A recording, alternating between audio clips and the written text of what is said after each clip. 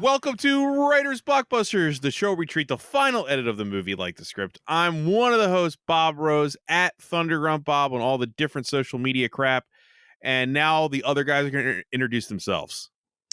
I am Jimmy George. I am a screenwriter and script consultant. My Twitter, my X, whatever handle is at Jimmy R. George. It's a joke that's never going to get old for me. I am on Threads. My Threads handle is at _ Jimmy R. George. So, yeah. I'm Jamie Nash. I am a screenwriter, and I wrote the book Save the Cat Rates for TV and the Save the Cat Beat Sheet Workbook, now available at Amazon. And a bunch of novels you should buy, too. Go buy those. They really need love. But if you buy one, you'll make my day. Just let me know. My handle of the platform formerly known as Twitter is at Jamie _ Nash. There you go. Follow me there. Just change the name back. It is symbol after all. It is a symbol, yeah.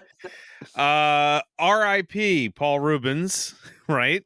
I can't remember. Did we decide to do Pee-wee's Big Adventure? We decided before he passed, right? I feel like it was on the list. It wasn't? It wasn't on the list. It was on someone's list. I'm pretty wasn't sure I on saw Bob's. Yeah, I'm surprised. Okay, that's fine. It doesn't. I thought we had talked about it prior.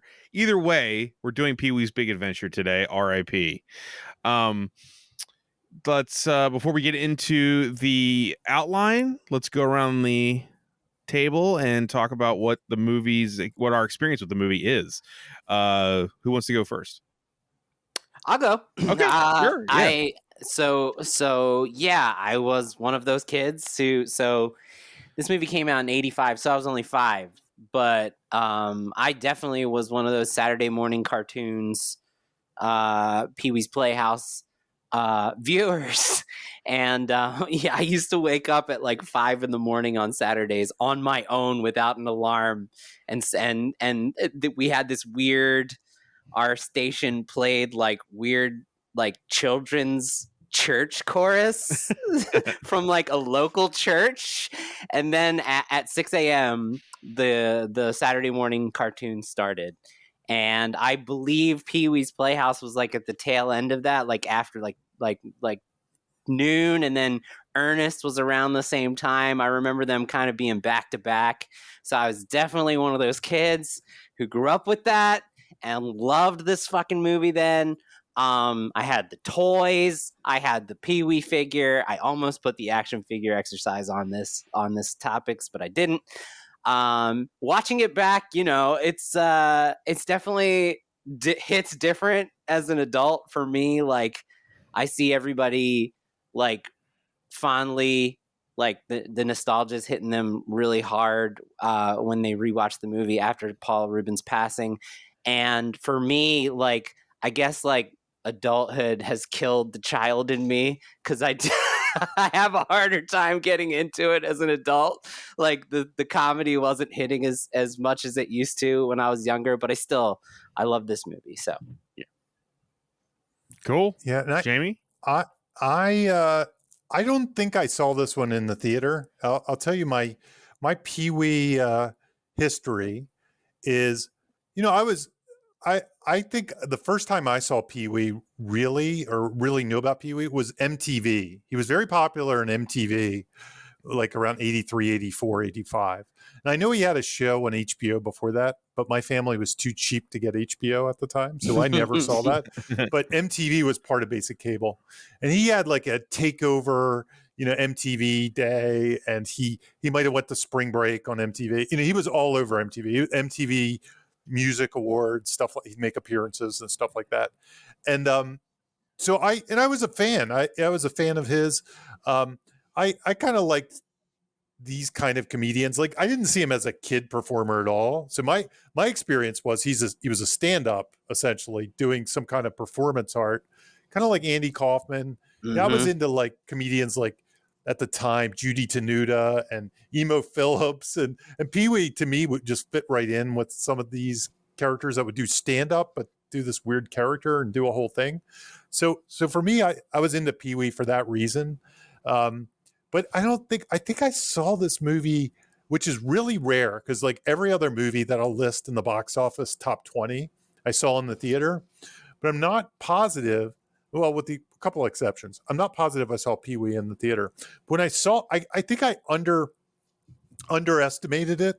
And then when I saw it, I was like blown away by how good, I thought it was just like some cheap money grab kind of, let's throw this comedian and try to figure something out in the movie. But then when I actually saw it, and it had this kind of vast production value to it. And I think this is the Tim Burton of it all and the Danny Elfman of it all. I was like blown away by how good it was. I couldn't believe how good the movie was. I think I was like, oh, it's just some cheap, stupid thing. Not the pick on it, but like, the earnest movies that came after, which I'm sure you guys love. They're not quite on the production value level of this. They're like put together with glue and tape. Right. They're really cheap movies, but they're one. I love them. Yeah. I'm not knocking them, but this movie is not that. But that's what I thought it was going to be. I thought this movie was that. I was like, they made a movie about Pee-wee. Yeah, I'm sure, whatever. It's fine. I'll watch it one day. But then when I watched it, I was like, I slept on this, and it was much, much, much better than I could ever expect a Pee-wee movie. And when I watched it on rewatch this time, you know what movie it really reminded me of was Barbie in some ways. Yes. It's we said that on the Barbie world. episode. Yeah. Satirical, all that stuff.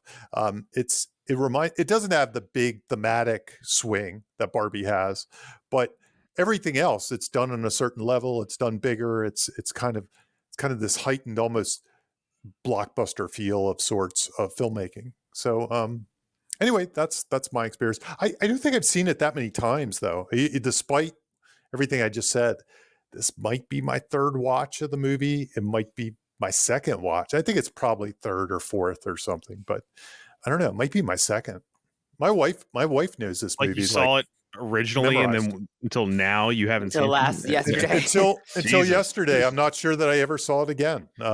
It wasn't like I forgot. Like the parts that stood out to me were like Large Marge and some of the other big things, which I guess is Large Marge is the Killer Clowns guys did that. I think that was their breakout, was the effects for Large Marge. Wow. Yeah.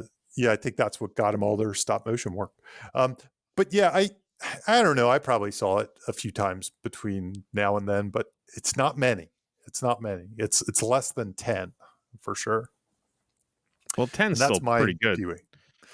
10 would be a lot. I would say good. That would be that'd be on the higher side of my estimate. It's probably less than 5. Yeah.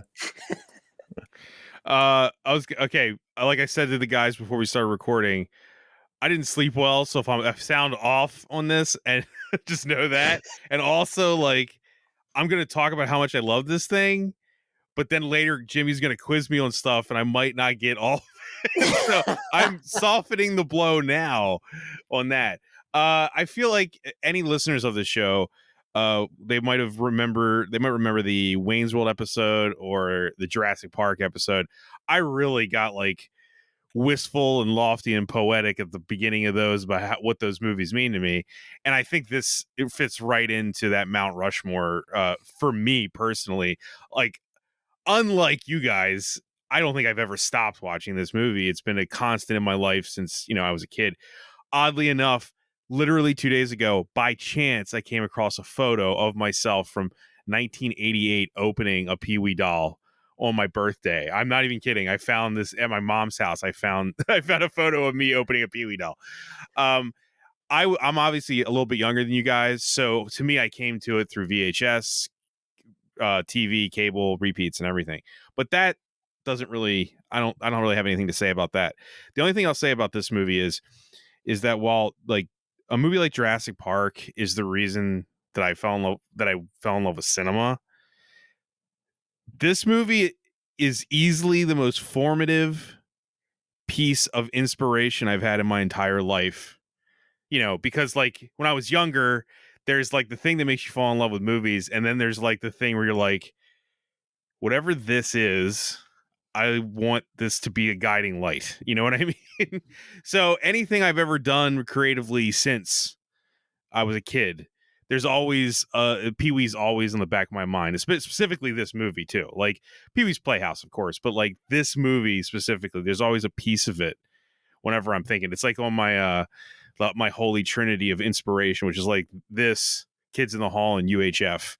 I don't know if we've ever talked about UHF on here, but it's a good pairing, right? Yeah. So like, it's, to me, this, it's not just a movie that like I love. It's something that I always like aim toward creatively, and I can't think of a bigger compliment to something than that. And as far as how many times I've seen it, it's uncountable. It's uncountable. And I say that endangering myself for later in this episode when I inevitably forget something that happened in the movie, because when you get put on the spot. But I've seen it. I would easily say over 100 times, if not more. I love it dearly. It's a piece of me, and that's as lofty as I'll let myself get. Wow. So yeah, little bit more intense. You guys, I guess. No, that's awesome, Bob. Yeah. Thank you for sharing. Yeah. Jamie, who wrote this shit? Yeah, this was written by Paul Reubens, of course. And we should probably go into a little bit to how the character came about. I think it was a Second City character he did, and he did it kind of as part of a sketch or something, or an improv. And I think it was Groundlings. Groundlings. I'm sorry, Second City. Yeah, I meant to say Groundlings. I can see the at least I confusion. didn't say the Upright Citizens Brigade. No, it absolutely was the Groundlings. So it was the Groundlings. He did it as part of the improv, and then I think it kind of took over his life, where he went like all in, almost like a wrestler would go all in with a character or something like that. Because I've heard like that Phil Hartman was like, that should just be one of your characters. You should develop a lot of characters. But he kind of went all in with this character. Like I said, he had an HBO show. He failed out of Saturday Night Live. Like he had an audition, didn't make it. Yeah. He was buddies with Phil Hartman. I'm pretty sure he was good friends with Lisa Kudrow. I remember that as in my history. Anyway, so he went all in on the Pee-wee character. Had an HBO show that was, I'd never seen the HBO show. That was the early 80s. It's on Max. Is it more adult or is it kids? Yeah. I mean, it's an adult. It's like absolutely for adults. It is. It's got like sexual innuendo out the ass. It's like very much that. Strangely, with me, that's Pee-wee, because I saw him on MTV. I saw him as a stand-up and stuff like that. So by the time he got to Pee-wee's Playhouse, I was a little older. I kind of liked the more adult version of Pee-wee than I liked the Pee-wee's Playhouse. So I've seen Pee-wee's Playhouse and I've watched many episodes of it, but it wasn't really for me as much as this stuff was. But anyway, eventually they made the movie. I'm not exactly sure the history of the green lighting of the movie back in the 80s. It was a different time for sure. The movie came first. It's 85, and then the show started 86, right? Yeah, that's what as I was sharing my stuff, I was like, wait, I think the movie came first. The show came after the movie. So well, the HBO show came first, and then the movie came. I'm pretty sure. Yeah. And then Playhouse came years. I meant Playhouse as the show. It came after. Gotcha. Right? Gotcha. I gotcha. So I don't know how the movie got greenlit necessarily. I'm not sure what the process. I should look it up because I'm sure it's kind of fascinating in a weird sort of way. But Phil Hartman, Paul Reubens, and a guy named Michael Varhal, who I also don't know much about, who doesn't have a lot of actual like IMDb credits afterwards outside of all the Pee-wee stuff, which he seemed to go all in on. The Big Picture was one of them. The three of them got together, wrote the screenplay, and then. But here's the weird thing: when I really should have dug deeper. Now I'm really curious about the process of how the script came about. Like, when did Tim Burton show up? Because this movie feels like it has some serious Tim Burton touches, like DNA. That would have to be in the screenplay, in my opinion, because they just really, really, really feel like scenes right out of like almost odd scenes that he might have that are great, but feel like he might have forced them into the script a little bit. Like he might have said, I really want to do a sequence like this. Unless these guys were just so aligned with their tastes and stuff, which I'm not sure. I mean, I don't know the exact history, but I mean, I think the one surprising thing I've seen over the last few weeks since his death is that a lot of people are surprised that this movie's like where Tim Burton and Danny Elfman came from. And Paul Reubens was responsible for them having kind of a career, and they both credit him pretty much. I mean, definitely Danny Elfman, but it's such. I mean, to me, that really is what elevates this to the next level, is because it really is. It really does feel like a Tim Burton movie, and it feels like, and that Danny Elfman stuff is all over the place, and it just adds to it so much. But so anyway, those three wrote it. Just quick, I'm doing my favorite thing, the box office and stuff.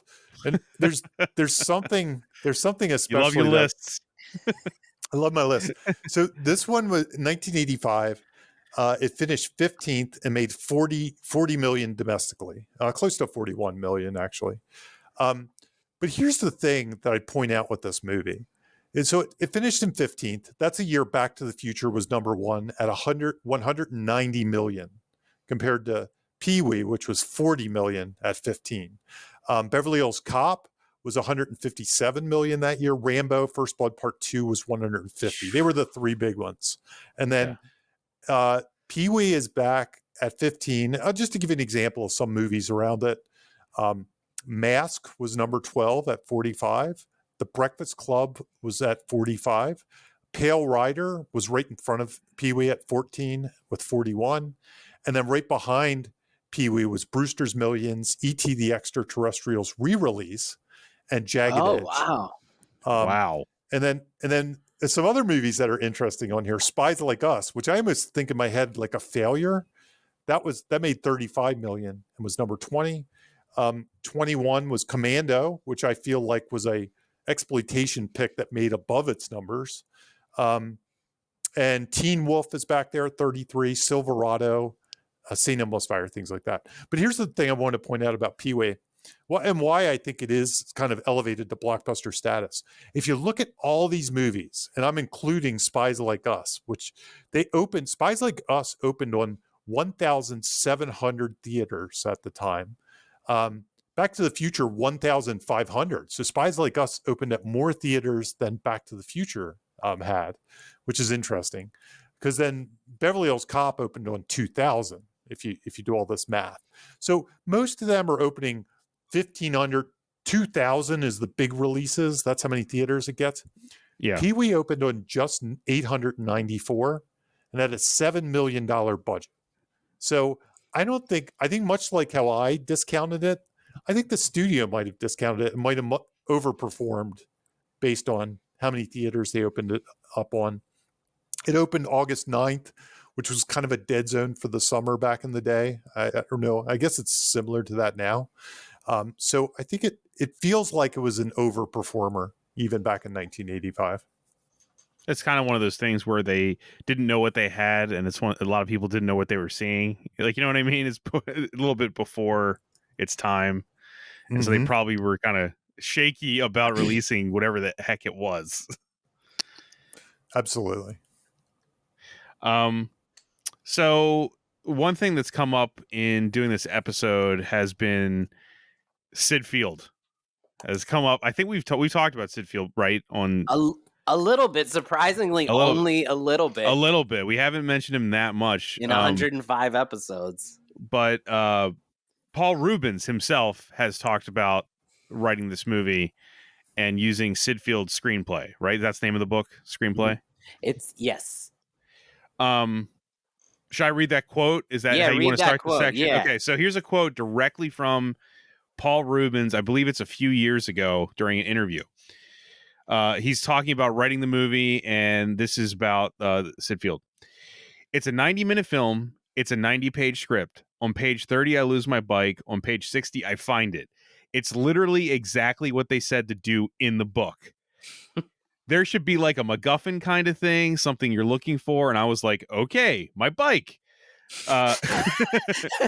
It's a really good example of how anybody could write a movie if you follow the rules. Very pertinent to our show. Yes. Right? And honestly, that question, because this comes up a lot on, Twitter, or the platform formerly known as Twitter, or wherever, Yeah. where people will say the problem with film today is Save the Cat or the formula or whatever, right? Because it only produces one type of movie. And I always say that it's not the formula that's producing the type of that's not the part, because this formula can produce Pee-wee's Big Adventure, or it can produce Oppenheimer. And if you think those two are the same and that's the problem, well, this is what I'm always, it drives me crazy when people say that, because Oppenheimer can be Save the Cat or Sid Field, as we're about to discuss. As Sid Field was kind of like the skeleton of Save the Cat, which is to come. And Pee-wee is this too. I mean, that's the part that it's people that haven't looked deep enough to figure out what we're actually talking about when we're talking about these kind of formulas and structures and stuff like that. I think the art and the clever stuff goes in how you fill this out, not in what you're filling out. I mean, it doesn't make sense. It's like saying everything under 2 hours, the problem is 2 hours. The problem is not 2 hours. It's the problem, Right. If movies could only be 2.5 hours, then when they'd be better.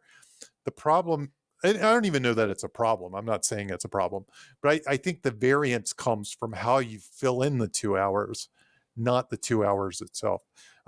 So anyway, now that I'll step off my pedestal and talk about this. No. I'm glad you said good. it. That's why I brought it up, because a lot of the naysayers of a show like what we do say these books are bullshit. You can't. If you follow a book to write a movie, it's gonna end up with something that's like generic and boring and been there, seen that. And this, is nothing like that, right? Despite the fact that it follows these things. Yes. It's the voice and the taste and the cleverness and the humor and all that stuff, the empathy. That's the stuff that makes, great stories and movies. It's weird how that criticism discounts filmmaking so much too. It discounts like the actual filmmaking. It almost seems like that's a writer's. Yeah. I feel like writers might say that stuff more, right? But there is a huge portion of the quote unquote writing community that vehemently fucking hates these types of books, right? So that's why I think it's a great talking point. That's what I'm saying. Is it feels like it's a writing community issue, because it's like, to say that to me, I'd be like, okay, but what about filmmaking? Yeah. Sound, video, the how, execution, right? Like you're discounting everything else and assuming that it's just like an outline. That's what a movie is. That's not what a movie is. I'm sorry. I think part of it is the reaction to the other extreme, which is, if you don't do this, you can never make a good movie. Yep. Right. And which is also not true. We don't subscribe to that either. This is just one strategy to making a good movie. And there are other strategies to making a good movie. One of the strategies could be, I'm ignoring everything and just sitting down and writing out of my ass. And it could make a great movie. I'm not saying that won't make a great movie. I'm sure there's been many a great movie that are made that way. On the flip side, people follow this stuff to a T, and they make terrible movies all the time. They make terrible movies, right? Like it's like, don't ever. But think I hit that plot point at 25%. On page 30, I did it right. I don't understand what happened. But honestly, you should never feel guilty about following these strategies if they're helping you pull a story out of you. Just like these guys didn't know where to begin, so they bought the only book on the market at the time and followed it religiously, knowing their voice, their jokes, their gags, all that stuff would work fine. They just needed something to work against, something to make it commercially, digestible. Yeah. Also, I bet back then there was no pushback on Sid Field there was no, number one, there's no online. So there's no pushback that they would ever know of or anything. Right. They're just like, this guy must know what he's talking about. It's a published book. Right. Yeah. Right. And then you only had books back then. You couldn't go online and figure it out or watch a Right. YouTube video. So all you had was that. Yeah. And it was really like this one book. I mean, I'm sure there were others around, but this is the only one this is the one everybody would point you to. So just to go into Sid Field a little bit, it's still used to this day by some people. So some people don't like, Save the Cat, and Jimmy even pointed this out before we went on here because he was flipping through his Save the Cat, and he saw something that almost was an exact passage from this book to Save the Cat.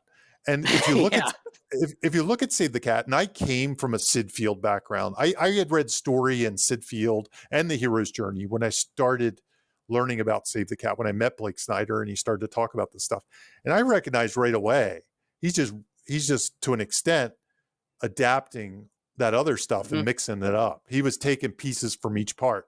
He took the structure side from Sid. He added in a little Hero's Journey. He mixed in a little Robert McGee on the back end, and then he had a book out of it. And he added in a few of his own points too. He threw in like 3 or 4 new wrinkles that we hadn't seen before that was really helpful. But Sid Field's definitely in the beginning, like I said, it's almost the skeleton, and then he puts some flesh on that skeleton and turns it into the beat sheet. And Sid Field comes from, we've talked about it, Freytag's Pyramid, the 1900s thing, Lagos, Aristotle, Lagos. all this stuff is before Sid. So I'm sure Sid just took some of that and some probably took a dramaturge class and mixed it up himself, and then watched a lot of movies. Coded it for himself. Yeah, coded it for himself in a simple way that made it really easy. And if you look up Sid now, if you're sitting there on your computer, if you have your phone and you Google like Sid Field paradigm, it's usually what'll pop up is this little timeline.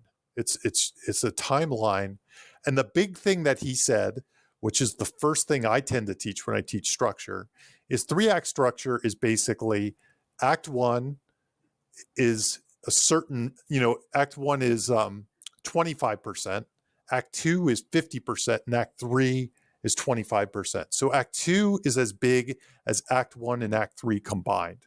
So, and the reality of, and Sid did this, he puts a midpoint in the middle of act 2. So really, if you look at it, you could look at it as a 4-act structure.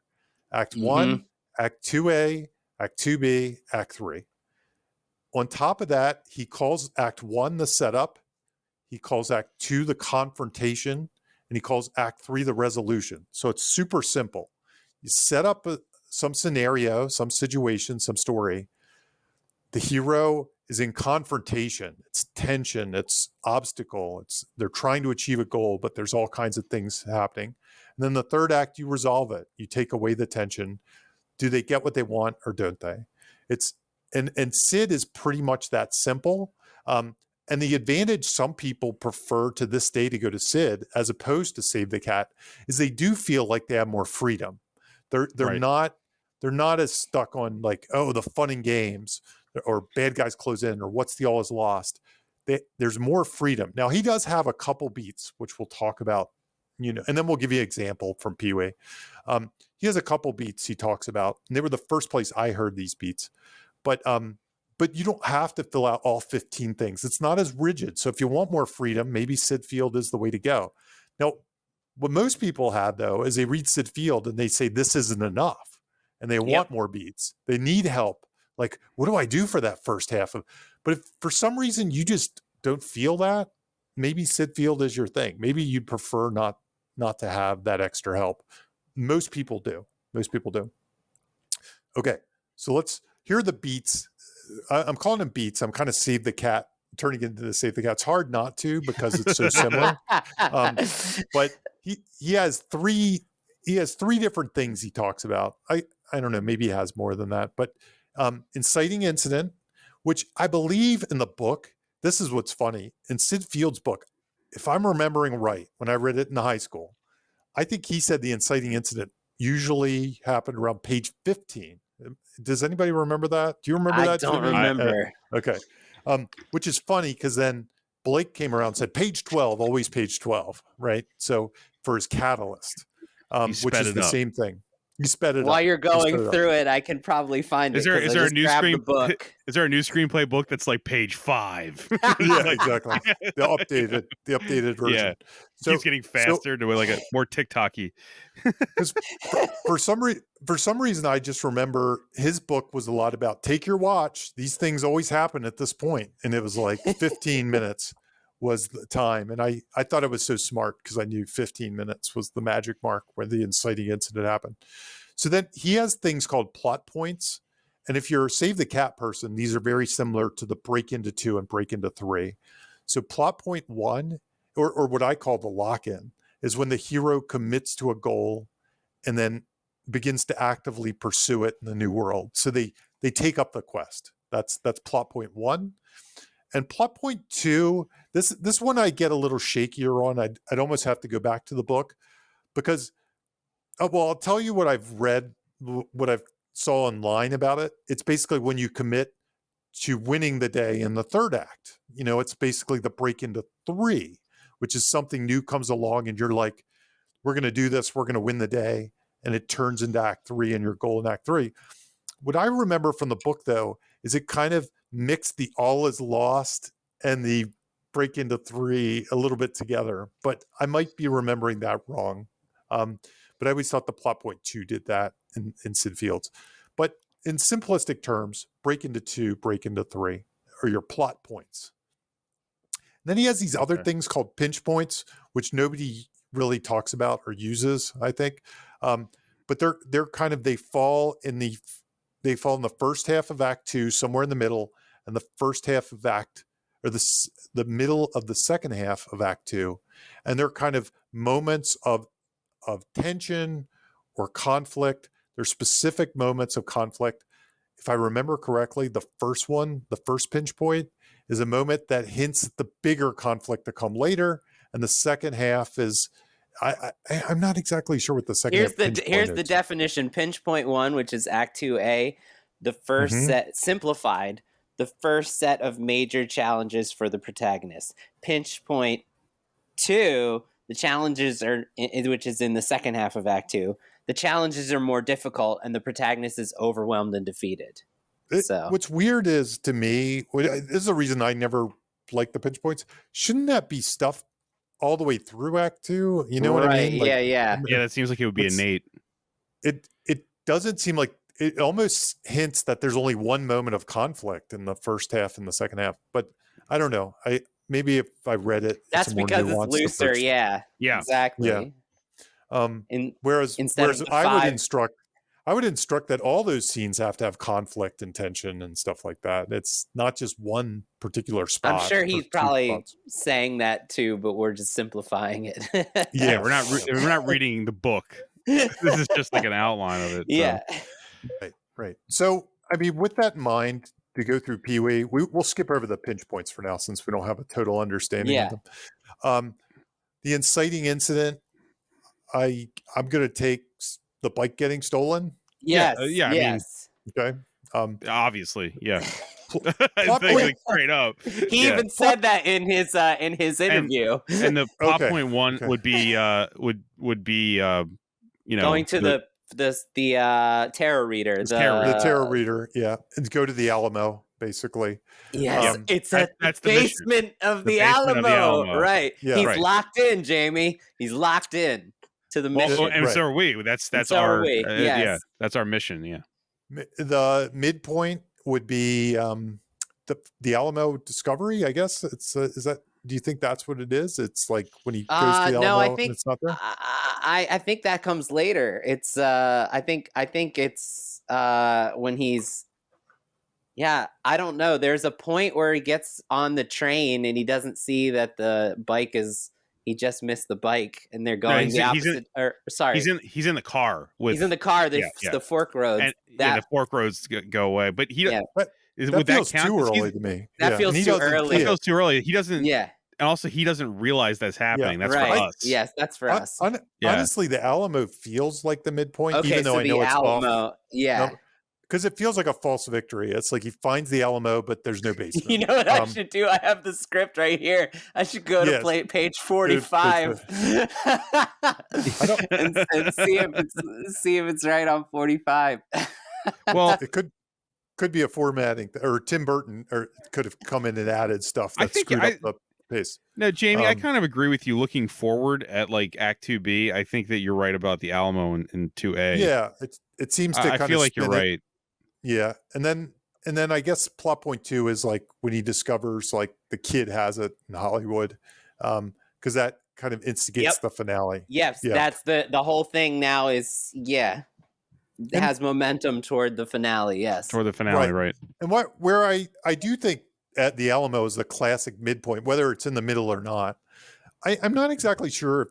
Like this is outside of Sid Field. This is going more into Save the Cat, but I'm not sure All Is Lost is, because the Alamo also could be an All Is Lost, but it happens too early for that. On the flip side, that weird dream sequence feels like an All Is Lost, even though it's does. I was about to say that. It functions like that. Yes. So it's tricky to say because you normally wouldn't put a dream sequence as the All Is Lost because we know it's not real, so it doesn't have the emotional impact to us. But anyway, so I think that's and there you can see that's all that Sid's structure really requires for your outline. It's kind of like a simple outline. And then he has a whole thing, Sid has a whole thing where you do index cards and stuff like that, which Paul Reubens said they did, which is very similar to the Save the Cat. Again, kind of adapted from it, kind of born from it. Everybody used index cards and Save the Cat had a similar kind of index card thing, but they used it as well. So it's super high level, it's like figure these things out and maybe you're ready to go, fill in the gaps. Index card. Mm-hmm. Yeah. Mm-hmm. I love it. I love that. Very simple. It does. It's I'll say this about Sid. First, I've never read the book.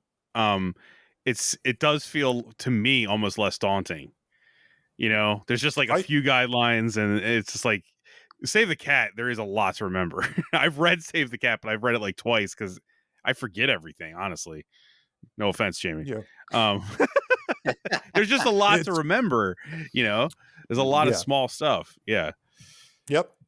It's one of those things. It depends on the writer. Like people can get lost in the weeds in that Act 2A section. And like, what am I supposed to do now? Or if you purely follow Sid Field, like there's no denial of the call after an inciting incident. So you might be moving too fast. Your script might come up short. There's a lot of weird things that can happen if you just follow Sid Field and you don't have a good handle for how movies, play out. I was about to say, Sid Field feels like it's for people who really know movies. If already. You kind of know what you're doing, because when I first started to use Sid, I think I had a really good intuition of how movies played out. So it was almost enough for me. It kind of had me doing too little outlining, like in the beginning. So that's why I kind of tried to dive into more stuff. I wanted more pre-thinking before I started to write.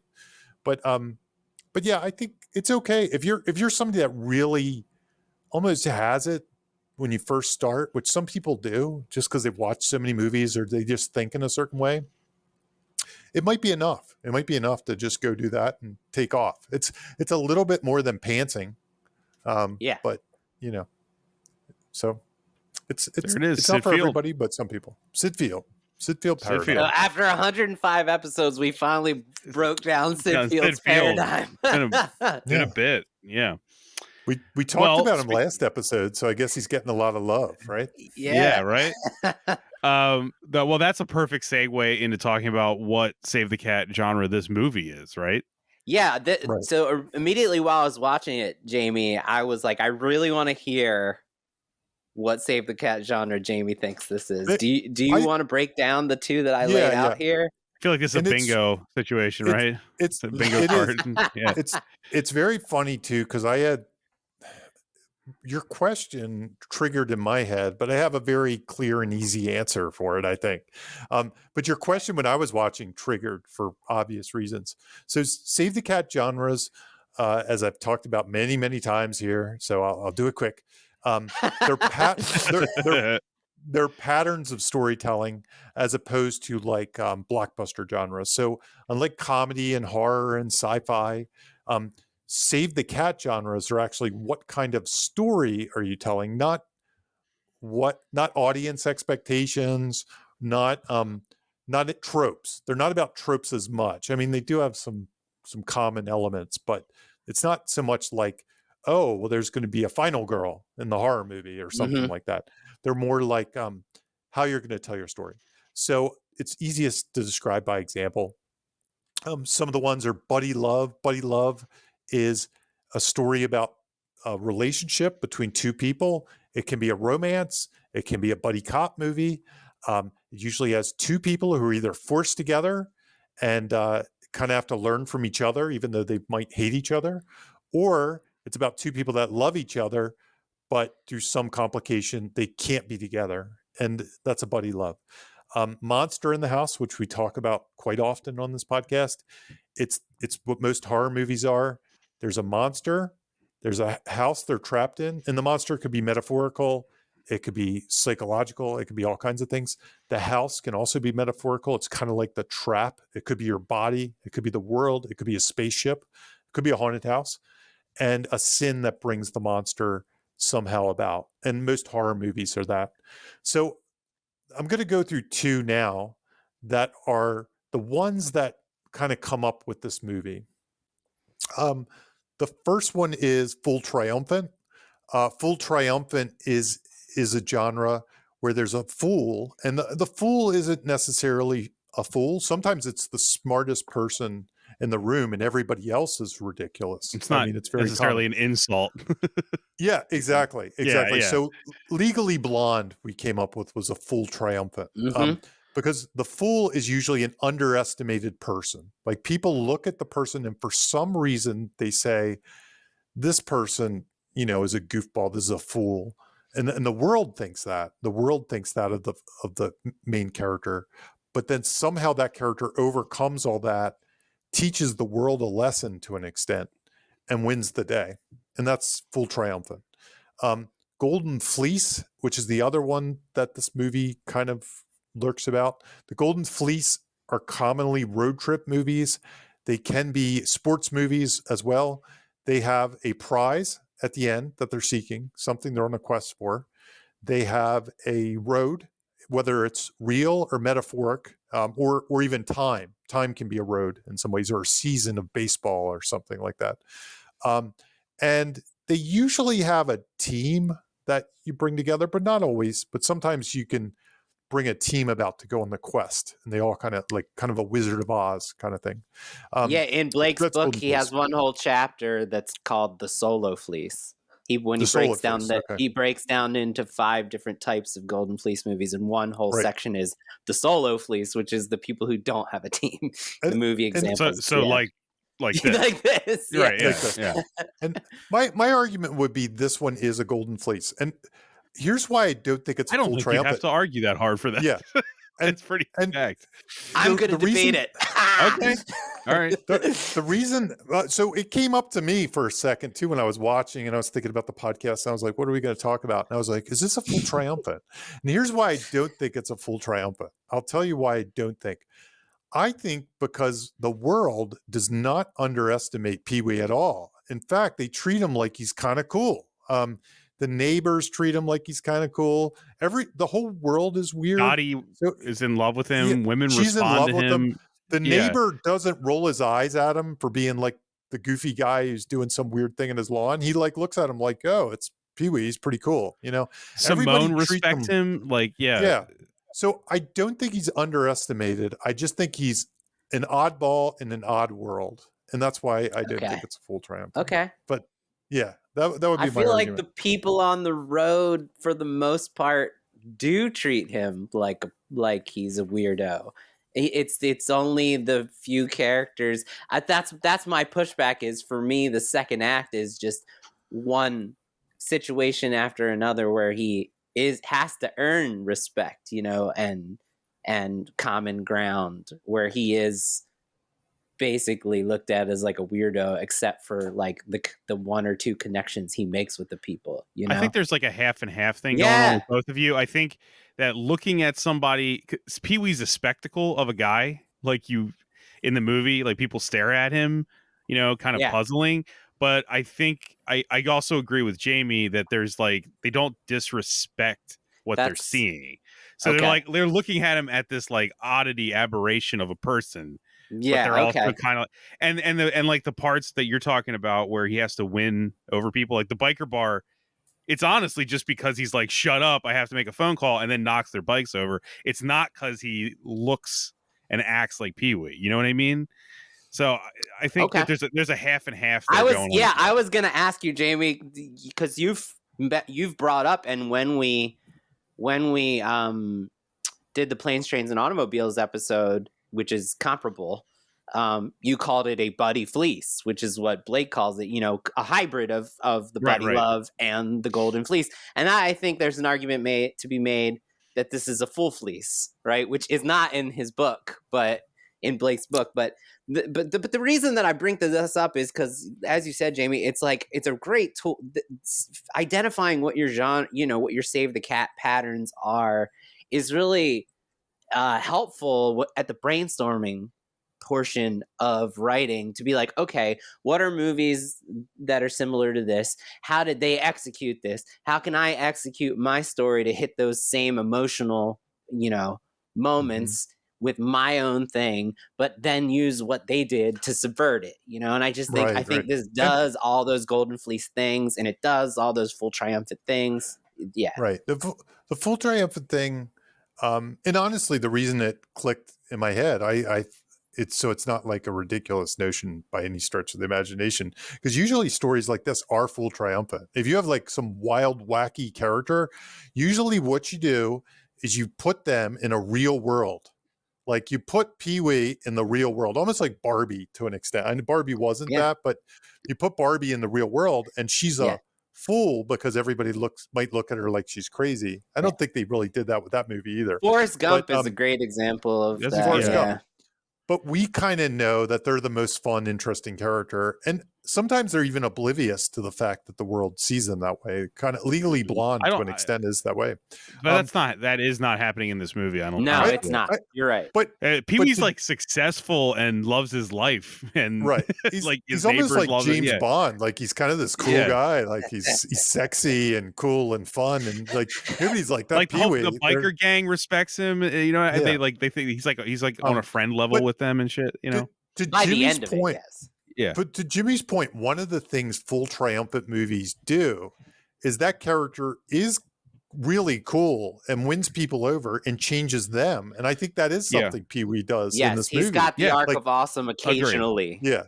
So he's almost leaving a wake of bettering people as he moves through their lives. And that is a lot of times what happens in full triumphants. It's like, this underdog made me better. You know what I mean? And so you bring up what you just said. That's a great segue for this quote that I found when I was digging up what has been said about this topic and Pee Wee's Big Adventure. So there's a writer named Eric Bork who I've talked about a few times on the show. He wrote for Band of Brothers. He wrote From the Earth to the Moon, and he has a fantastic book called The Idea, the 7 Principles of a Viable Story.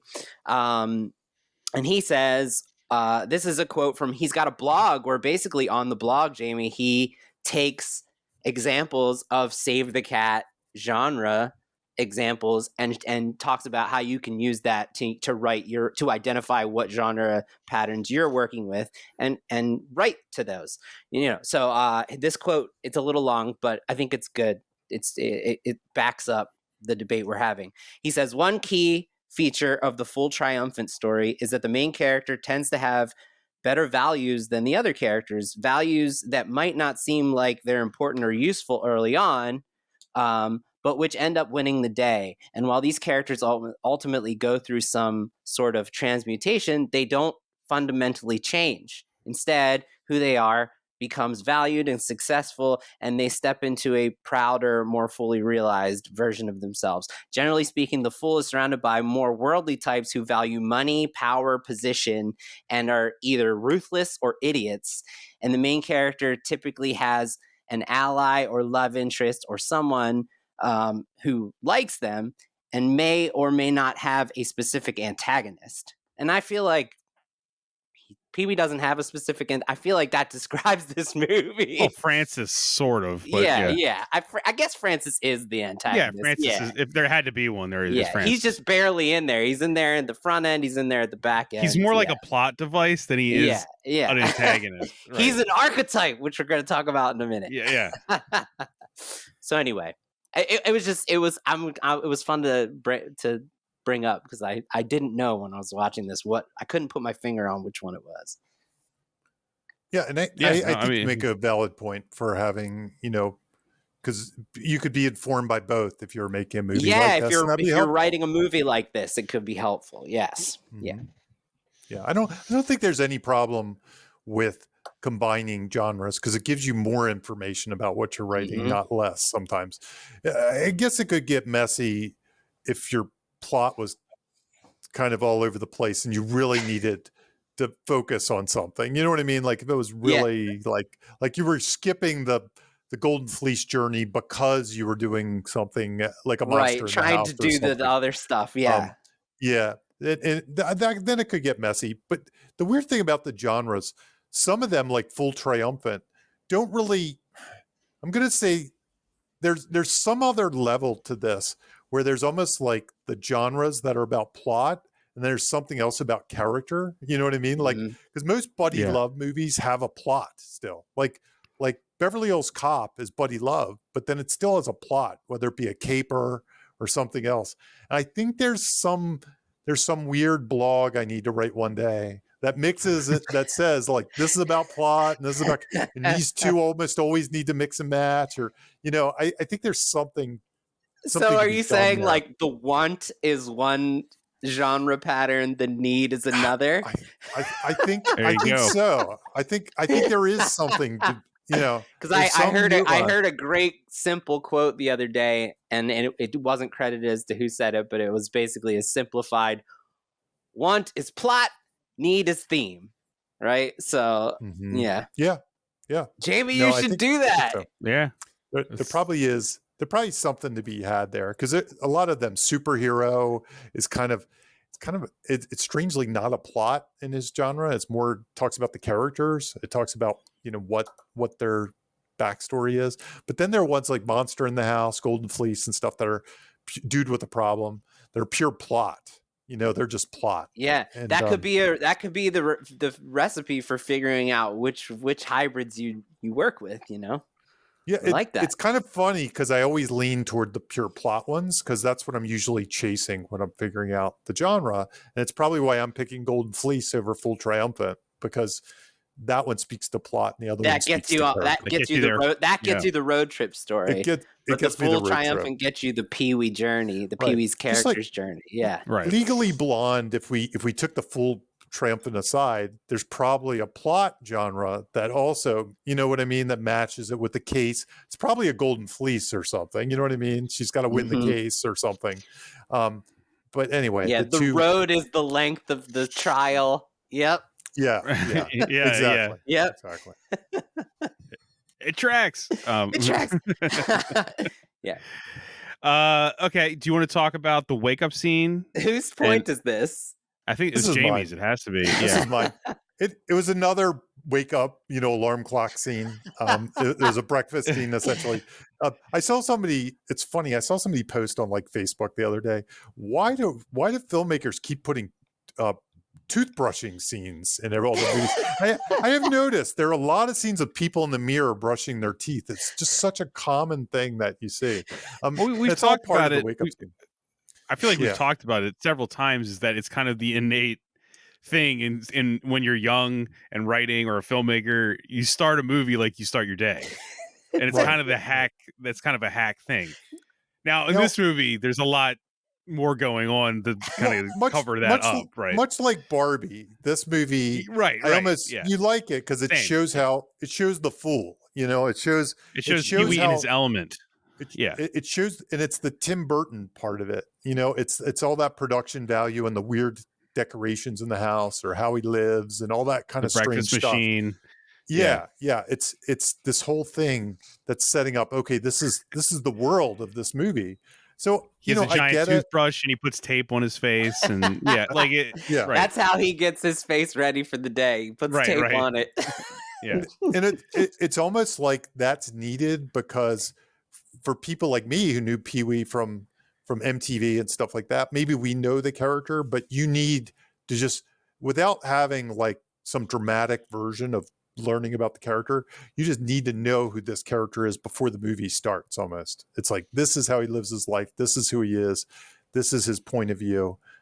Okay, now we can watch the movie. But the one thing I wanted to add to this that's very common, and I bet Jimmy sees this a lot, and I don't even have a point to this, I'm just bringing it up. I don't even know what my point is, because I do this too, but it's opening with a dream or a gameplay sequence or imagining your novel or something that's more, I'm just saying opening with dreams, but it could be anything that isn't reality but is somehow, you know what I mean? What's the word I'm looking for? It's not reality, but it's super informative nonetheless, right?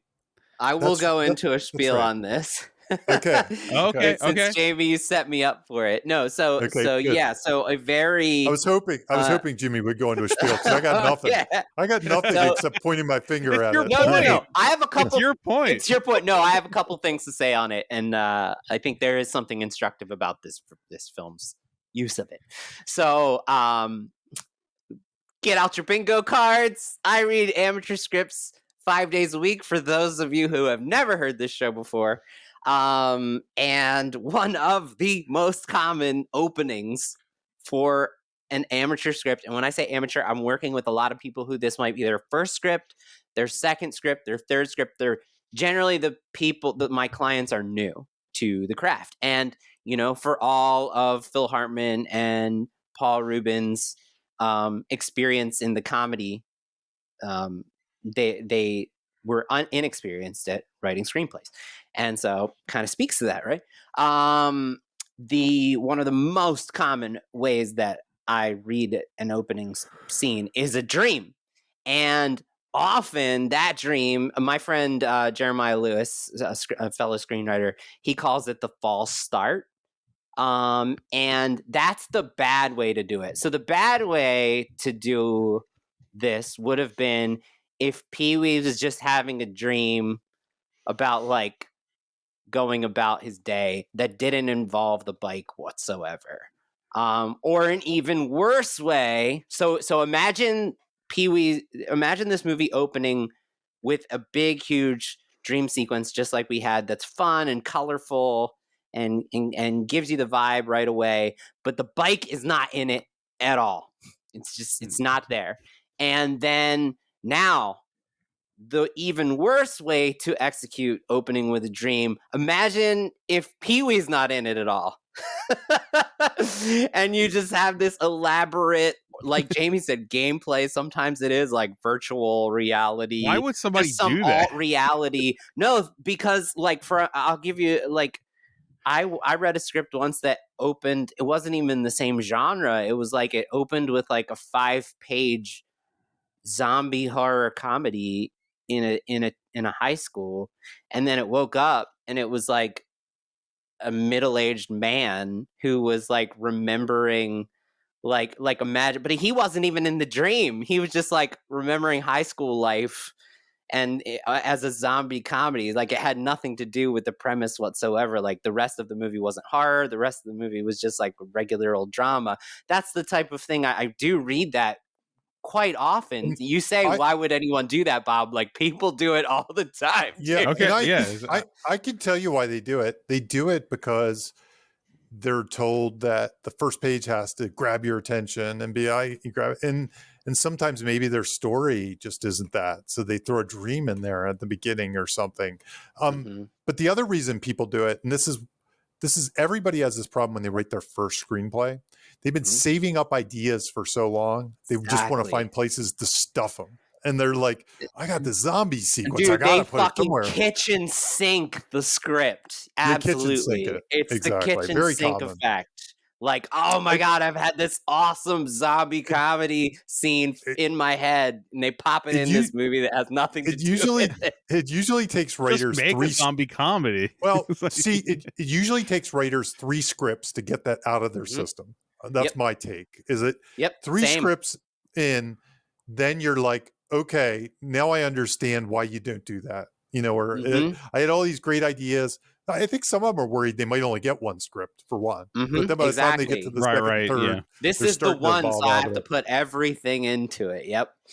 Yep. And Jamie, that goes to your point, because you brought up that's a great way to conceptualize it. That goes for like every part of the script. The characters that have nothing to do with the story, but they're such a cool character, and they have this random The ass wacky scene that has characters. nothing to do with these lines of dialogue that are shoehorned, crowbarred into a scene that has nothing to do with the line of dialogue, but the writers, like, they've been sitting on this line that they came up with at dinner like 3 years ago that has nothing to do with the story whatsoever. Tonal whiplash happens a lot in those scripts too. Yeah, The tonal so then whiplash. you're right. Like, after 3 scripts, you've put all that shit in there, and now you can like just write based on your premise and your characters and your world, right? You got all that other shit. But all that being said, why this is a great opening scene and opening dream sequence is because we've talked about many times in the past, when you have something at stake, you have to put a face on it. And in this case, the face is Pee-wee's, his joy, the joy of that bike. This opening sequence puts a face on the stakes for this movie. We see how much joy and wonder this bike brings for Pee-wee. And if you take that dream sequence out, all that goes away. All of that emotional insight that this dream sequence gives you about the importance of that bike, which the whole movie is, the crux of the movie is how much he cares about that bike. And the dream sequence exemplifies for us, without him saying anything, just how much it means to him. And so that's why this is a great example of how to do an opening dream sequence, right? There's no zombies. It's not in a high school. It's just showing how much joy the bike brings him. So yeah. Good. Great. No, yeah, it's great. So you want to talk about big butts? Yeah. Let's talk about big butts. This was something like, when I heard it this time, I was like, is there writing advice to be had in the big butt? Like, I was trying to figure out if there's a formula here for character arcs or something like that. And honestly, I'm not sure if there is. Explain the big butt, because I don't even know what you're talking about, Jamie. You want me to say the quote? Or? Yeah, say the quote. Say the quote. It's, but what? Everyone I know has a big butt. Come on, Simone. Let's talk about your big butt. Right, from the movie. Okay. That's from the movie. That's And it's like, she wants to live in Paris, but something. She's dating Andy. And I was, so it's kind of a want versus obstacle kind of thing, but the obstacle is psychological. And then I was like, is there writing advice? Like, does Pee-wee have a big butt? Does Pee-wee himself give out writing advice? Yes. Is this something that can be adapted outside of this movie to character development? Truly a unique bullet point there, Jamie. Yeah. And I'm sure there is. It's funny because it doesn't necessarily flow with the way I do my flaw, needs, wants. But it almost does. It feels very much like my nightmare fuel question, which is, I'll do anything you need me to do to achieve the goal, except face the thing I fear most to achieve the goal. Like that's the big butt. Right. And no, that's where So for Simone, it's breaking up with Andy, pretty much. right. Yep. That's right. yeah. And Pee-wee's arc is a little strange. There's a loner to a collaboration kind of thing there, or something like a loner to person. But even in the end, or like, it's almost like he realizes he's not a loner. Like the denouement is like he's got a whole team of people that he cares about that care about him, right? right. So he's right. not a loner. I think you could always parse out that whole loner scene because he walks away smiling like he just played a prank. You know what I mean? Like I never took that as fully sincere or anything. Gotcha. Okay. Yeah, and I'm not sure that Pee-wee really truly arcs necessarily. Yeah, I don't know either. It's kind of that I would say triumphant thing. he is the same person at the end. Yeah, it's that full triumphant thing, like you said, Jamie. If you stole his bike again at the end of the movie, he'd go on another quest to find He'd it. do the same thing. Right. He would do the same thing. Right. Yeah. Even when it's finally wheeled in and Dottie's there, like he does that thing where he ignores her and she's looking for a kiss and a hug. Right. And he just totally ignores her. But anyway, it was a thing where the big butt thing was, if you said, what does your main character want most in life? And it could be a very flawed thing, but something's holding them back from getting it. And then what is that? What is their big butt? I like that. Yeah. I think it might be useful to figure out some character psychology. Yeah. Always it's looking really for shortcuts. It's almost a thing that needs fixing to an extent, because it kind of highlights it in some ways. In this movie, before the bike is stolen, I'd argue maybe that Pee-wee has none of that. He has no big butt. His life is seemingly, he's incredibly awesome. Happy. Yes. He is completely without a problem. Yes. And needs nothing fixed until, right? Mm-hmm. That feels unique in a way. It does, right? yes. He's like just on cloud 9. The opening dream sequence pretty much says that, right? Yes. Yeah. Because of the bike, though. Right. Ultimately. Yeah, right. I'm just saying it's like there's no. It's like the beating heart of his joy and wonder. Is a bike. Is that bike? Yeah. It's a movie By about the way, materialism. Side note, this is not on the topic. It's such a movie about materialism. Side note, I talk about how I've complained in the past how I read scripts that don't describe the character whatsoever on the page. They're like, Joe, 20, and that's it. And the whole movie, Joe's the main character. I don't know what he looks like. I don't know, zero visualization. In contrast, this script spends a paragraph describing the bike. And I love that. Like it spends like 5 sentences describing how wondrous this bike is and how much Pee-wee loves it as he's just awestruck in front of it. So it's a great example of, it's basically like a fantastic character description. It's like if you're gonna have like somebody's child get kidnapped, right? You know what I mean? Yeah. Like, but what if that is just a bike, right? So we done with the big butts? I think so. Yeah, that was good, Jamie. I like that. Yeah, that was good. You want to talk about writing comedic protagonists? Yes. So we've only talked as I was watching this. I was thinking like Jamie was like, okay, like what are the best lessons we can take from this? Because so much of it is stuff that can't be taught, which is the Paul Reubens humor, the Phil Hartman humor, the Tim Burton aesthetics, the Danny Elfman music. All that stuff can't be taught, and that's a huge part of why everyone loves this movie.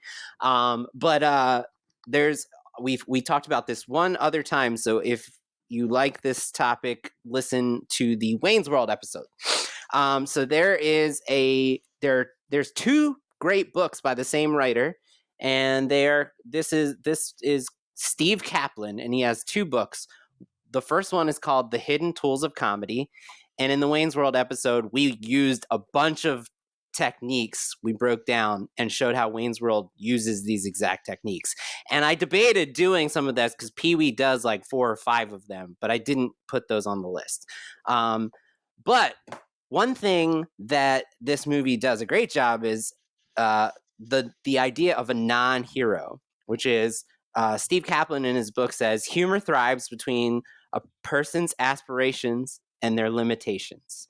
So dramas have, according to Steve Kaplan, this is right from the book, dramas have heroes, characters who already have some or all of the skills needed to overcome the obstacles in the movie.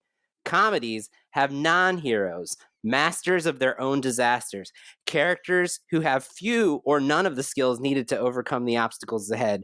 Their lack of knowledge and skills are the cause of everything that happens to them in the story. They're always a beat behind what many people, including the audience, have already figured out. And a great way he explains this is in a drama, your hero, you put James Bond, a trained spy assassin, in a room with 12 guys with guns. He has the skills necessary to get out. Yeah. To get out of that situation. A non-hero in Spy, Melissa McCarthy's character is a desk-bound CIA data analyst, and she's in a room with 12 guys with guns. Her lack of skills to handle the situation is what makes it a comedic experience, right? So it's it's the same concept, 2 different characters. That's your hero versus your comedic non-hero. So the more the characters know how to handle their situations, the less comedic they are. And immediately what came to mind is like the biker bar scene, right? Like he comes in there, there's like, right? If you put like a badass in that situation, John Wick, like that's not funny, right? But you put Pee-wee and all of a sudden he's got to figure a way out of that situation, and how's he going to do it? In his way, which is to get a pair of shoes from the bartender and play the song and dance on the bar. So it was just, I think this is a great example of that concept that, you know, if you're writing a comedy, they should be a non-hero. They should be a master of their own disaster that doesn't have the skills to overcome the complications. So you could almost add to some of those, like they have their own set of skills, not to quote Liam Neeson. But no, that's true. They you know what I mean? Like they like, while their skills wouldn't be the normal thing to get out of the situation, they have some kind of other skills, thing that somehow works. That makes that makes it funny. Makes it funny. Yep. Like him dancing works. That's a skill. Like, you know what I mean? Yeah. But like the first time you ever watch this movie, it's it's like, oh, like they like it. Like it actually worked. That's the comedy. Right? Yeah, that's why it's funny. Yeah. But he did the one thing he could do in that situation. Right. And it worked. Right. But that's a good segue into comedy characters, right? Yes. So this is the same writer but a different book. And he has another book. It's newer. This one's the most recent of the book. It came out a couple years ago. And this is Steve Kaplan's The Comic Hero's Journey. So he builds off of the previous book's concepts, The Hidden Tools of Comedy, and he kind of does his own Save the Cat beat sheet for comedy. And the idea that he does here is that these beats all happen in a comedy, but they may not happen in order. He breaks down a bunch of comedies and shows all these beats that he theorizes. But also in the book, he breaks down comedy character archetypes. And in Wayne's World, we did it and we found like perfect examples. And so I thought it would be fun to see if Pee-wee does. I didn't come up with answers. I wanted to ask the two of you, mainly Bob. I wanted to quiz Bob. This is your quiz, Bob. Yeah, that's why I softened the blow earlier in the episode. Jamie, before I go into this, I kind of want to just hear your take on like character archetypes in general. Is this something that you use when you're writing? Do you play with archetypes a lot? I don't really use archetypes sometimes. Sometimes I'll give them like jobs based around theme, but archetypes not as much. I mean, so when I give them jobs based around themes, that can sometimes fall into the archetypical kind of things, but it's not something I tend to think too much about. I even have a whole book like devoted to it. I remember one time I was trying to go through and force feed all my characters into the archetypes to kind of give them some flavor. But yeah, it's not something I do too much. Okay. Well, I do play with archetypes occasionally, and I encourage clients when they're trying to build their team and they're not sure where to start. I always love finding shortcuts when someone's stuck about here's where to start. If you don't have any idea where to start, you're writing a comedy. One easy way to start build your characters is to use these archetypes. And so I'm going to break them down. So Steve Kaplan says these six comedy character archetypes are comedic slices of our shared humanity. So they're all parts of the whole picture of who we are as people and what makes people funny. So comedies don't need to have all these, and they can have more than one of each of these, but most comedies tend to have these characters. So let's break them down.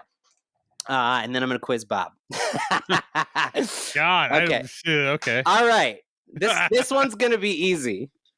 This is the easiest one. The Fool. Jamie, feel free. Oh, sorry. Number one, the Fool. Fool. Okay. A naive, sometimes intelligent, but not always character. In Dumb and Dumber, this is Harold and Lloyd. In Bill and Ted's Excellent Adventure, this is Bill and Ted. In Tropic Thunder, this is Ben Stiller. In A Fish Called Wanda, this is Kevin Kline's character. He's a Pick your Chris Farley, Adam Sandler movie. Oh my God, he's a skilled assassin, but also an idiot. In Wayne's World, we decided that Wayne and Garth were the fools. So who is the fool in Pee-wee's Big Adventure? Tim Burton. Pee-wee.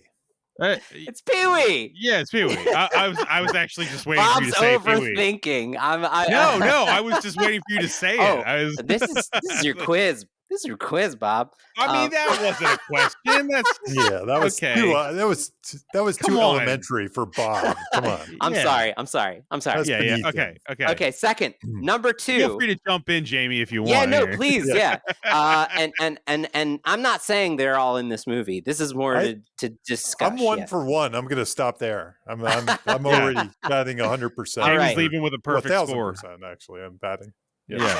All right, number two, the innocent. Rookies who haven't been around the block. They're newbies to something important in the story world, so things need to be explained to them.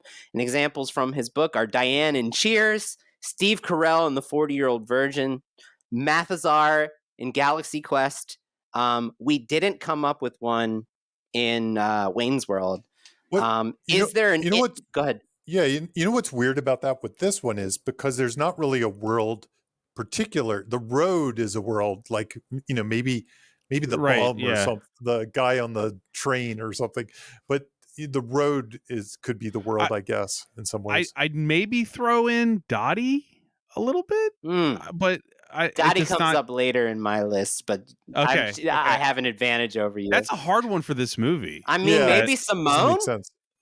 Maybe Simone, yeah, because she wants to. That works. Yeah, Simone. I mean, it almost works. This is I think the movie doesn't have a clear answer for that one. It doesn't have. Right. It's not playing. It's not playing with that archetype directly. Probably because we didn't, for the same reasons we didn't come up with it for the. What did you say, Wayne's World? Wayne's World. What movie? Yeah, Wayne's World. It's probably similar here, though. The Wayne's World even has a more defined. The music industry could have. Is there a character that needs to be explained the music? Right. But this they're one just newbies doesn't have that. Right. Wayne's World, the music industry is newbies to someone like Wayne and Garth. Yes. Can that archetype be the Fool too? No, they are definitely different. They are categorized as completely different. All right. Just because there's stuff about the road that Pee-wee sort of needs to be introduced to and explained. He is a newbie to some of the road. Yeah. Okay, number 3. The voice of reason. They know the truth, or they think they know the truth, but can't get others to listen to them. They're often the comedic mentor. Sometimes this is the hero. So here's the examples from the book. Patches O'Houlihan in Dodgeball, Carl Weathers in Happy Gilmore, Agent K in Men in Black, Is there a voice of reason in Pee-wee's Big Adventure? I'm listening to reason. Sorry. That's funny. Right. Dottie? Yeah, I don't know. She's kind Dottie? of. Simone a bit? A little teeny bit? Yeah. So it's not playing with this archetype either, basically. Yeah, it's really hard. These are hard to track, man. Yeah. The next one's easy. Jamie, do you have any answers? No, I think there's a lot of voices of reason, in a weird sort of way. Like even the kind of crook on the road in the beginning, you know what I mean? Like he's kind of like a guy that knows about whatever he knows about. And it seems like he teaches him about machismo. Yeah, there's stuff like that. Yeah. Like there's people that kind of give him little road lessons along the way. And this isn't on the topic, but you brought up a great kind of point, because I'm going to lead into the next one, which is playing with the way you just described that character, which is there's probably fun in combining these archetypes, right, into one character. Like, you know, the voice of reason who's also the fool. You know, but I feel like Simone acts as a voice of reason, but not directly. Okay. I think she's the thing. She seems to be the character that makes him ponder the most. The one he confides in, so it sort of feels like she's the best answer there. I could see that. Yeah. Okay. Yeah. Number 4, the animal. They're physical and direct. They follow their primal urges. Sometimes the hero's the animal. So the book examples are John Belushi in Animal House, Danny McBride in Eastbound and Down, Melissa McCarthy in Bridesmaids, Ed O'Neill's Glenn in Wayne's World. We decided it's Ed O'Neill's Glenn. Who's the animal in Pee-wee's Big Adventure? I think there's multiple. Yeah, I mean, you could argue Pee-wee a little bit, right? Definitely the criminal he's riding with. Definitely Simone's boyfriend. The train bum. The train bum. Yeah. So yeah, I definitely think it's playing with this for comedic effect, this archetype. Andy. Yeah, totally. That's what I'm saying. Right. Yeah, totally. Yeah. Yeah. Andy is totally an animal. Yeah. Right. Okay. Number 5. The desired. This character has the power to transform other characters who desire them. Chris O'Dowd, Officer Rhodes in Bridesmaids, Sigourney Weaver as Dana Barrett in Ghostbusters, Mary, and There's Something About Mary, Rita in Groundhog Day, and in Wayne's World, we decided it was Cassandra. Is there a desired in Pee-wee's Big Adventure? Simone might be the closest one in a weird sort of way. I almost think it subverts it in that Dottie is who the audience would expect is the desired, and it subverts that character archetype intentionally, right? To comedic effect. So I think that's a great example right there, that you can play with this archetype, do the opposite, and it's funny. So my answer would be Dottie. That she's the not desired.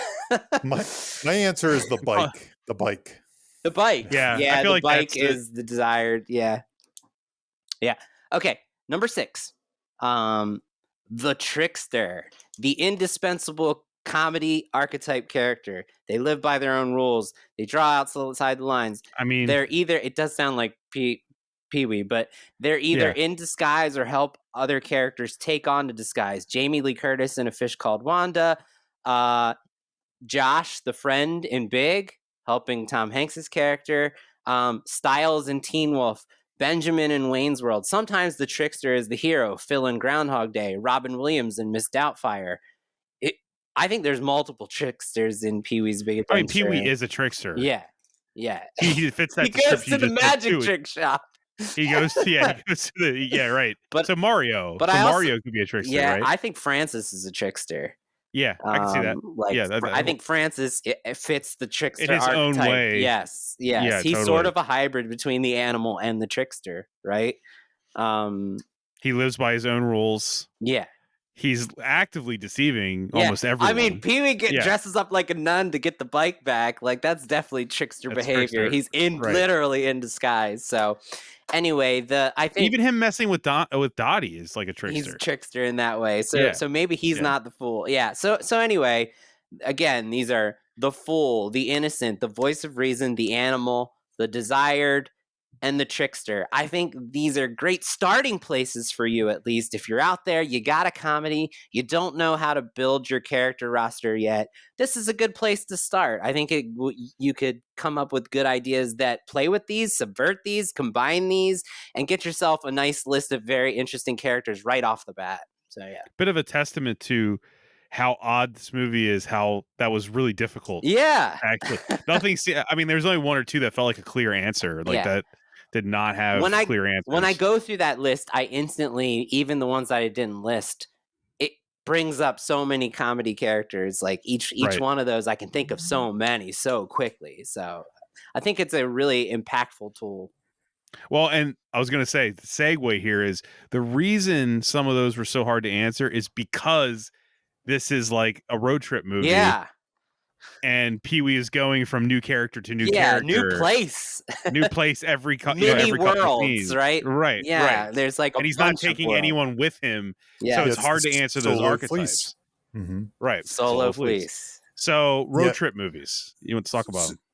So road trip movies, and we've talked about this in the past, one of the difficult things about road trip movies, and it goes back to that South Park advice on writing, where they say they write on a board, and when they're writing the beats out, if the word "and then" is between everything, they're in trouble. But if they have "but," "therefore," "because of" in between all the beats, then they're okay. And road trip movies happen very often become "and then," and then, and then, and then they go to the biker bar, and then they meet Large Marge and stuff like that. And then they go to the Alamo, and then and there's really no cause effect to it all. It can be episodic.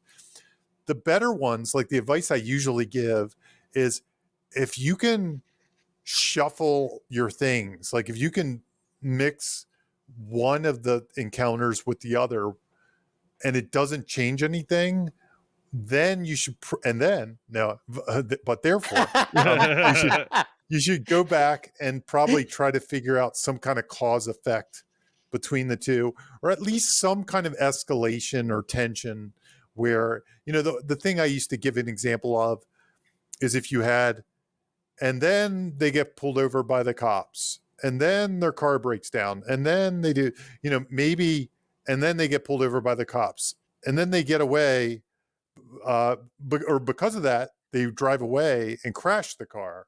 And because of that, they have to get the car fixed. And because of that, there are ways you can kind of go back and tweak, so it feels more cause effect. It feels less like a roadmap. But truth be told, these road trip movies are about encounters, kind of random encounters on the road. They're often about that, these true road trip movies. And it's part of the fun of them in a weird sort of way, is that different places have different things and they're not all connected. And there's just a bunch of random encounters that are on the road that are going to give you trouble. So that's why they're hard to write, because they're little movies in themselves. Yeah. Right. They're little movies in themselves. Yeah. And when you brought this up last time, Jamie, which is on the planes, trains, and automobiles, I thought it was worth bringing this question back up here, because that was 4 years ago. So we haven't discussed this in 4 years. Feels like yesterday. Yeah. That's crazy. So when you posed this question before, it led to me brainstorming some road trip genre expectations, because you were asking well, they're difficult to write. What can we learn about writing these? And a simple way to start, if you got a blank page again, and you're I'm writing a road trip story, where can I start? I used Oregon Trail as my inspiration, so I'm calling this the Oregon Trail experience. 11 road trip genre expectations. So Bob, some of this will be easy, obvious when I say it out loud, but others, if you can come up with examples of whether this movie does that, because I think it does all of these. Okay, I'll try. Let's go. So, number one is the simplest: internal antagonism. Your road trip characters are constantly getting themselves into trouble. Example of the biker bar. He gets embroiled with a criminal. He has to evade the cops. Right. You can even argue at the beginning, he's like, it's just the act of hitchhiking is getting yourself into trouble. Gets himself into trouble. He's every scene he's doing that. He's so. yeah. All right, number 2, getting lost. They have no map, or they lose the map. They're driving off of course. They're driving in the wrong direction. Falling rocks, the road signs, and then he gets lost with the goggles and the all the animals. Right. By the way, Planes, Trains, and Automobiles did all these too. So if you're looking for other examples out there, we did it there. Number 3. Method of transportation difficulties. Well, the whole movie is about him losing his method of transportation. Right. It's a literal loss of transportation. I mean, with the exception of planes, it's got trains and automobiles. There's malfunctions galore with the transportation. Right. Number 4, a dwindling lack of resources. I mean, Pee-wee has. It's not. I love what I love about this movie is it's never clear about, because his house looks like he has money, but he's also hitchhiking. Yeah, and then when he's at the bar and eats dinner, he doesn't have any money, so he has to. I lost my wallet. He has to work it off. Has to work it off. So it's definitely that's definitely tracks. Number 5, a lack of time creates urgency. And I think this movie is a great example. We've talked about on a couple movies where rescue mission or someone is missing. The missing clock, when something is missing, time is already up from the second they go missing, right? So the bike is missing. So this is a missing Pee-wee's clock. happiness can never come back without the bike. Right. So there's ever-present urgency. Right. He just has to finish this quest or else he won't find happiness. So I think this is number 5. The lack of time creates urgency is definitely present in this movie. Number 6.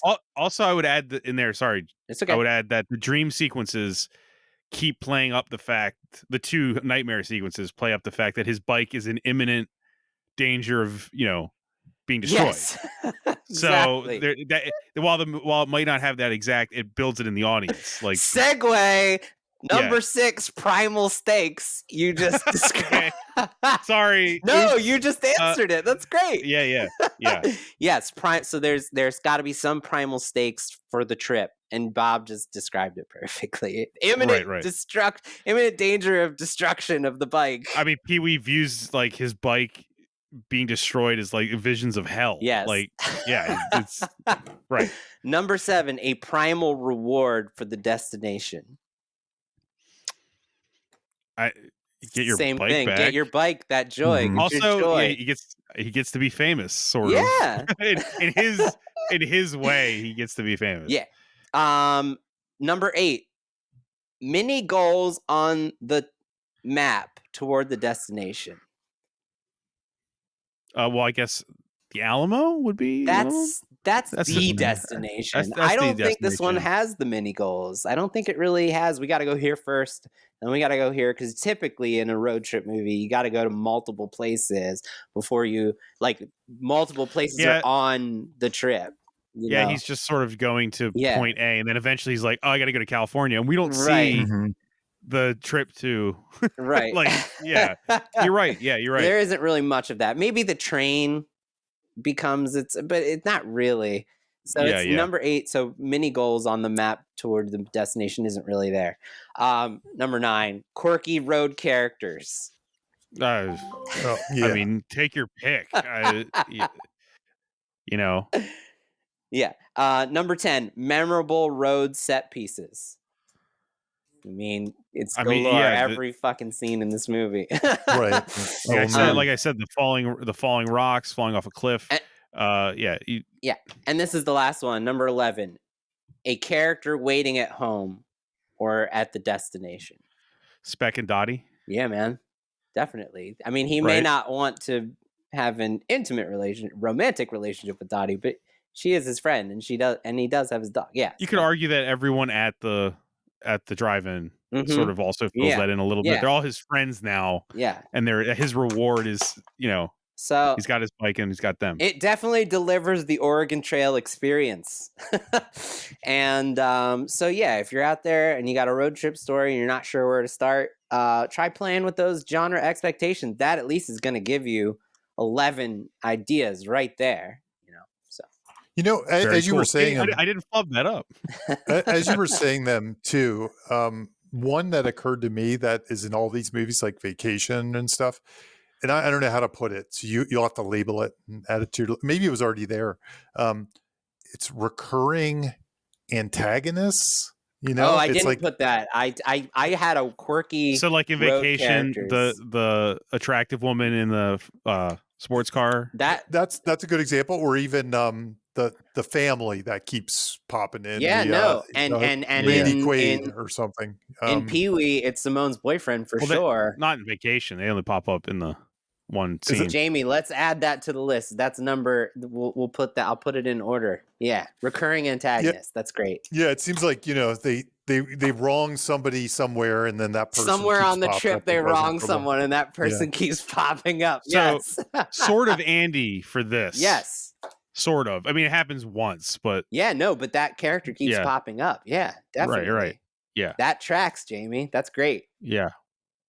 I love it. That's good. The list Yeah, that just works. grew by one. Bam. One more. One more bingo card for later. Yes. Yes. Yeah. Yes. I think that's everything we wanted to talk about with Pee Wee, isn't The it? Pee Wee stuff. Yes. Yeah. With the Pee Wee stuff. Okay. Unless you guys had anything else you wanted to add. We did get a listener question.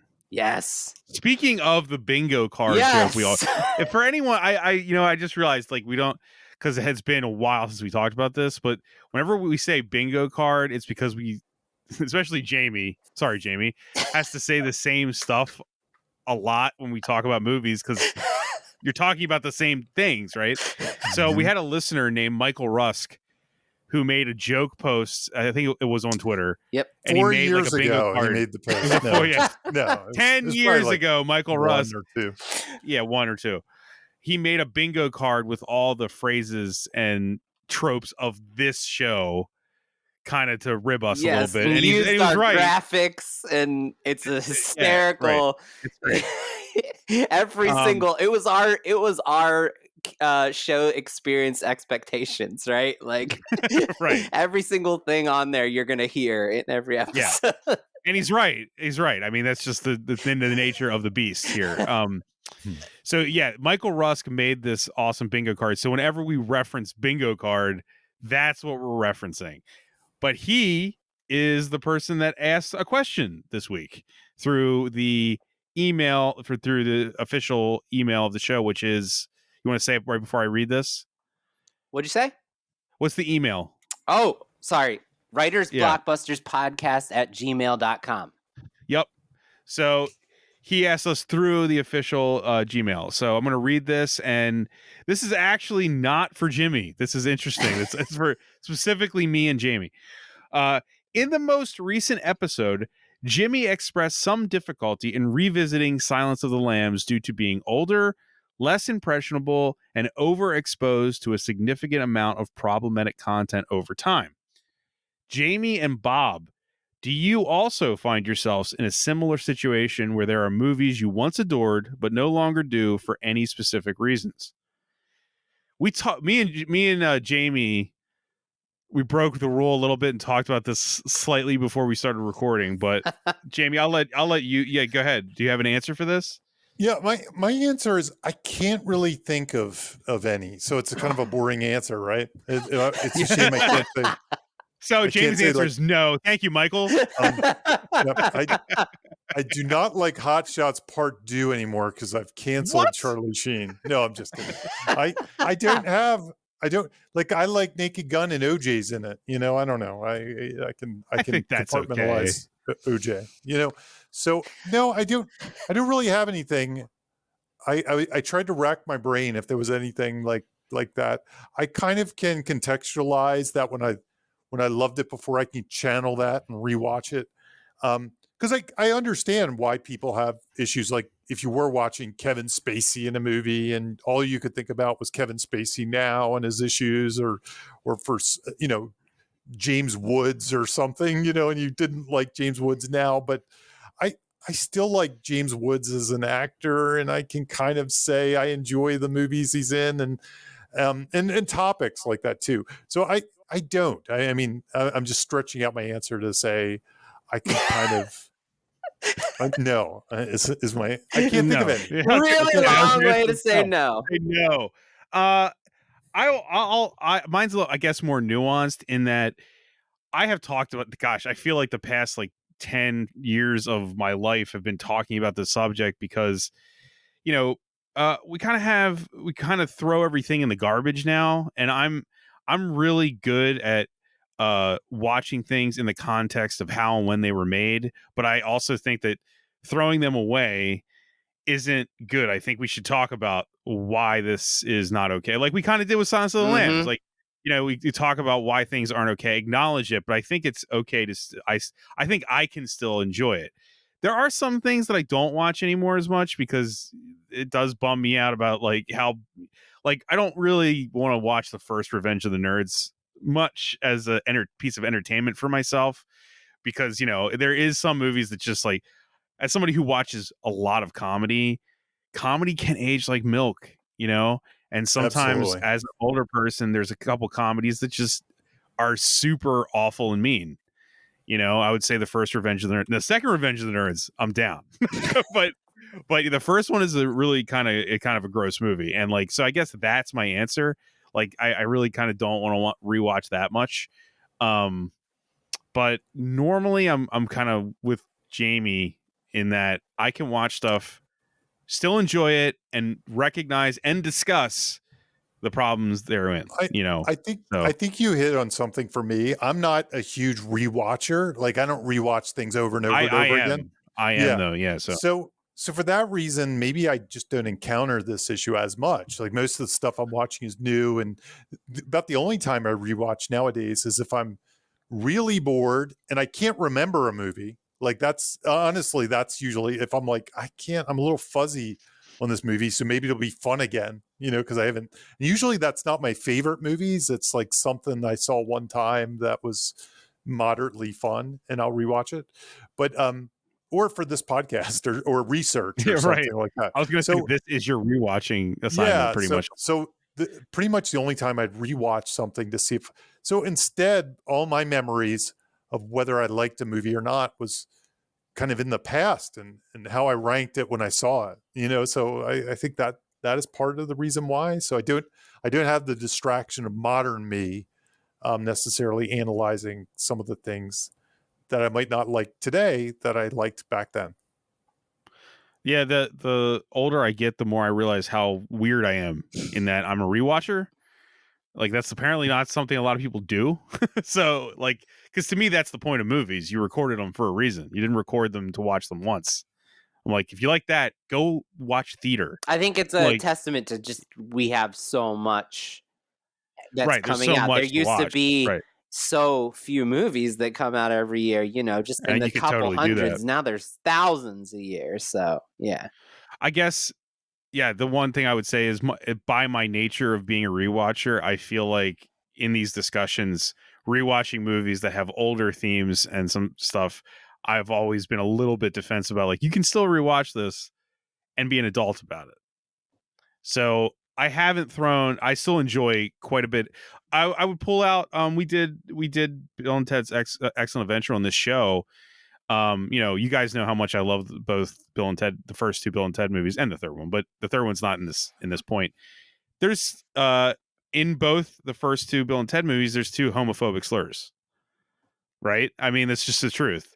Alex Winters actually like commented on this, and it's regrettable and everything, and it's of its time. That doesn't stop me from like absolutely loving those movies, but I can be an adult and totally talk. I mean, I can talk about why that is and everything, and I still love the movies. Yeah, You know what I you've mean? grown, we've grown as a society. They've grown. The people who made it have grown. You know what I Yeah. mean? Like it. People, mistakes were made, and it doesn't mean something has to be completely voided, especially for me. So I can still enjoy stuff, but there is always a line. There's a line. I think Jimmy, you expressed that a little bit last episode, and yeah, I would say I'm kind of. It's hard to come up with them, but like I'm just gonna go with Revenge of the Nerds as Yeah, my. So you get it just to give Michael an answer. Revenge of the Nerds 1 is my answer. Is like I really don't want to rewatch that or revisit it anymore. That's something that I can't do it anymore. So There you Thank go. you for the question. It's even though it wasn't thank you, craft seriously. centric, that's a great example. Bob, you always say like, ask us anything. I know. I think it's good because it kind of gives people where we're coming from when we're talking about the other more classroom style stuff. Like you want to ask us about how we feel about movies. That's okay. I think that's in the ballpark. I mean, don't ask Jamie about how many times he mows his lawn or anything. I have an association for that. Man, I need to get that association. Yeah, right. No, but if anyone out there has questions about this episode, about another episode that's new to them, or just craft stuff you want us to talk about that we don't talk about, that you'd love us to chime in on, we'd love to hear it. I've been getting more emails. I'm super excited about it. I got 2 today. Hell yeah. I also think if you have opinions on the things we said in past shows, like if you're like, that's not the midpoint of this. Yeah, that's not the midpoint of Pee-wee. You guys missed the boat. I mean, that's cool stuff too. Share it. Yeah, we'll talk about it. There's been a few people who've told me they listen and they get angry often. And I'm like, tell us then. I mean, that's fine. None of this is etched in stone either. So, yeah. But yeah, there's no authority. The email address is writersblockbusterspodcast@gmail.com. Yeah. Yep. With that, I think we're done. Yeah. Did you guys, I think we plugged pretty much everything, right? Jamie didn't have anything else. Nope. I know. Yeah. So I think that's everything. Thank you, everybody, for listening. Yeah. Rest in peace, Paul Reubens and Phil Hartman. I hope Michael Verhall, is that his name? Varhall is still alive. I hope so, don't know if I don't know, but I just realized that we didn't say that at the beginning with Phil Hartman. Yeah. And thanks to everyone that still supports the show, keeps it ad free on Patreon for me. I appreciate that a lot. And I think that's everything. All right. Thanks for listening, everyone. Bye. Hey, this is Bob Rose, and thank you for listening to Writers Blockbusters. If you'd like to financially support the show, please consider joining my Patreon. I've been producing the podcast for several years completely out of pocket, and I'd like to keep producing it ad-free and no longer at a loss. If you'd like to help, head on over to patreon.com/Bob Rose Sucks. That's right, Bob Rose Sucks. And if you want the one and only Jimmy George to help polish up that writing project you're kind of struggling with, head on over to scriptbutcher.com. As a listener, you already know he's the best there is, scriptbutcher.com. You can also support the show by simply sharing it or leave us a review on Apple Podcasts. We appreciate both. Thank you for listening, and see you next episode.